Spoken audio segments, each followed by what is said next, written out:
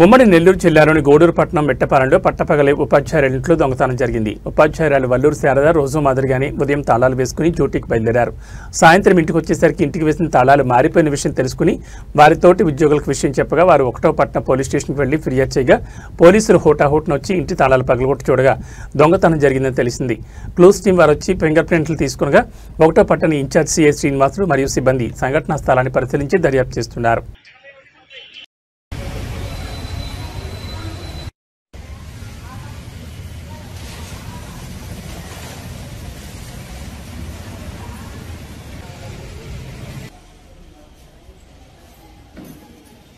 కొద్దిగా రండి.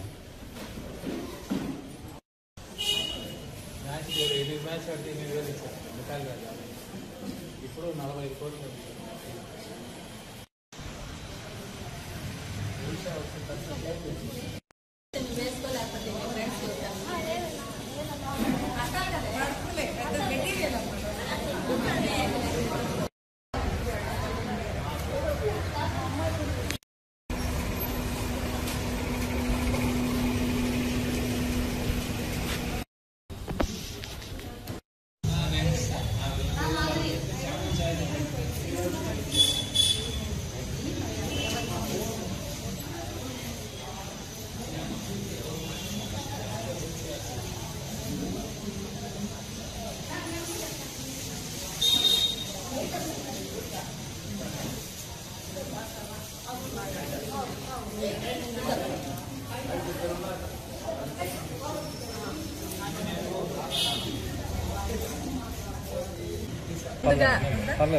Truth news వారికి నా ధన్యవాదాలు తెలుపుకుంటున్నాము. కొత్తగా ఈరోజు ట్రూత్ న్యూస్ వారు ఈరోజు ఈ కార్యక్రమాన్ని కవర్ చేయడానికి వచ్చిన్నారు.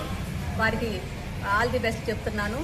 అట్లాగే ప్రతి నెలలో మనం 5వ తేదీ పళ్ళ సరుకులు పంపిణీ చేసే కార్యక్రమం, ఇక్కడ దివ్యాంగులకు పళ్ళ సరుకులు పంపిణీ చేసే కార్యక్రమంలో పాల్గొంటున్నాము. ఈరోజు మనకు దాతలుగా స్వర్ణక్క మరియు పరమేశ్వరి గారు వాళ్ళు స్పాన్సరర్స్గా ఉన్నారు. వారు ఎప్పుడూ మాకు మా మహిళా మండలికి అయితే ఏమి, ఇన్నర్వీల్కి అయితే ఏమి వాళ్ళ సహాయ సహకారాలు పూర్తిగా ఎప్పుడూ అందిస్తుంటారు. వారికి భగవంతుడు ఆశీస్సులు ఎల్లవేళలా ఉండాలని కూడా నేను కోరుకుంటున్నాను. హర్మన్ ప్రీత్ కౌర్ ఆధ్వర్యంలో మహిళా క్రికెటర్స్ ఘన విజయాన్ని సాధించారు, వరల్డ్ కప్ సంపాదించారు. వారికి మా అందరి తరఫున ధన్యవాదాలు మరియు అభినందనలు తెలుపుకుంటున్నాము. మన ప్రపంచవ్యాప్తంగా మన లేడీస్ పేరుని తీసుకెళ్తారని కూడా నేను కోరుకుంటున్నాను. అట్లాగే వాళ్ళు మనకు గూడూరులో కూడా ఒకసారి వాళ్ళు మ్యాచ్ చేశారు. మిథాలీ రాజ్ గారు ఇప్పుడు రిటైర్ అయిపోయారు క్రికెట్లో నుంచి, కానీ ఆమె అప్పట్లో ఇక్కడ మన గూడూరులో వచ్చి ఆడారు. ఆమె చాలా రోజులు చాలా ఫేమస్ క్రికెటర్గా కూడా ఉన్నారు. ఆ రోజు అందరం మనమందరం కూడా క్రికెట్ చూసే భాగ్యం కూడా మనకు కలిగింది. అట్లాగే అందరూ కూడా ఇంకా కూడా మంచిగా ఆడి మన భారతదేశం కీర్తిని ప్రపంచవ్యాప్తంగా తీసుకెళ్తారని కూడా నేను కోరుకుంటున్నాను. రాష్ట్రం కడప నుంచి శ్రీచరణ్ రెడ్డి కూడా ఈ గేమ్లో పార్టిసిపేట్ చేశారు. ఆమె అద్భుతంగా ఆడి అందరు మనల్ని ప్రశంసలను పొందారు. వారు మన ఆంధ్ర రాష్ట్రం నుంచి దేశవ్యాప్తంగా కూడా ఆమె పేరు ప్రతిష్టలు ఎంతో ముందుకు తీసుకెళ్లారు. ముఖ్యంగా దీంట్లో అభినందించాల్సింది వాళ్ళ తల్లిదండ్రుల గురించి. తల్లిదండ్రులు అమ్మాయిలను ఇంత దూరం ప్రోత్సహించి ఇంత ముందుకు తీసుకెళ్లినందువల్ల వాళ్ళు ఘన విజయాన్ని సాధించగలిగారు. అదే తల్లిదండ్రులు కానీ ప్రోత్సాహం ఇవ్వకపోతే వాళ్ళు ఇంత ముందుకు వెళ్ళి ఉండలేరు. కాబట్టి ప్రతి ఒక్కరు కూడా తల్లిదండ్రులు పిల్లల్ని టాలెంట్ని గమనించి వాళ్ళకి ఏ దీంట్లో టాలెంట్ ఉందో దాన్నే వాళ్ళు సెలెక్ట్ చేసుకునేలాగా మన ఆశయాలు మన ఇవన్నీ కూడా వాళ్ళ మీద రుద్దకుండా వాళ్ళకి దేంట్లో ఇంట్రెస్ట్ ఉంది, దేంట్లో టాలెంట్ ఉందని గమనించి తల్లిదండ్రులు ప్రోత్సహిస్తే ఇలాగే అందరూ కూడా ముందుకు పోతారని కూడా నేను కోరుకుంటున్నాను.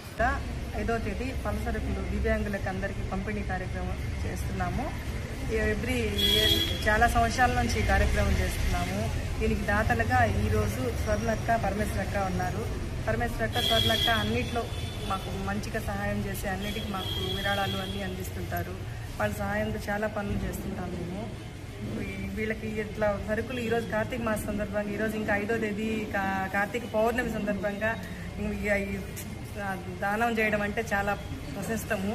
ఆ ముఖ్యమైన రోజు వీళ్ళకి వచ్చినందువల్ల ఈరోజు చాలా సంతోషంగా ఉంది. భగవంతుడి ఆశీస్సులు వెళ్ళకుండా అన్ని ప్రార్థిస్తున్నాం.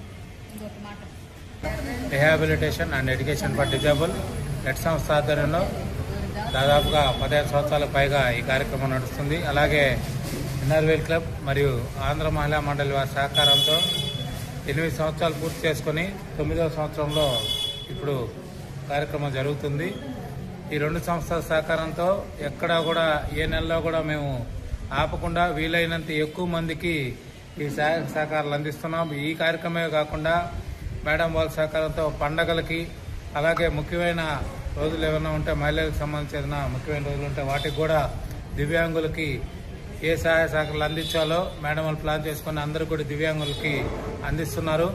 అలాగే మున్ముందు ఈ కార్యక్రమం ఇంకా బాగా కొనసాగాలని, అలాగే ఈరోజు ఈ కార్యక్రమానికి దాతగా వహించినటువంటి స్వర్ణమ్మ గారికి, పరమేశ్వరమ్మ గారికి కూడా మేము ప్రత్యేక కృతజ్ఞతలు తెలియజేసుకున్నాము.